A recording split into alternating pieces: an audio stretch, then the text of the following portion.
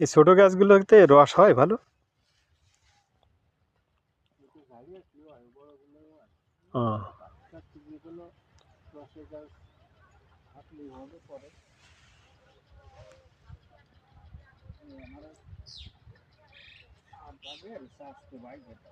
এটা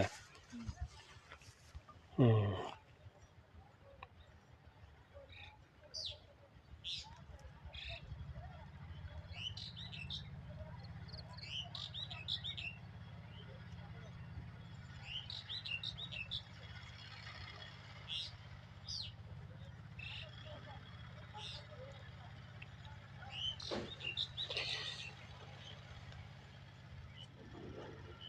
খেজুর গাছ তো আস্তে আস্তে সব শেষ হয়ে যাচ্ছে।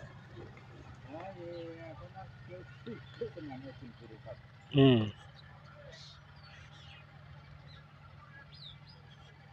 আমাদের কি খেজুরির বাগান, বিশেষ করে এই যে খেজুর বাগানের ভিতরে মানুষ এই যে মেহগনি গাছ, রেন্টি গাছ হ্যান ত্যান লাগাচ্ছে না, এরাই আছে গাছগুলো শেষ করে দিছে।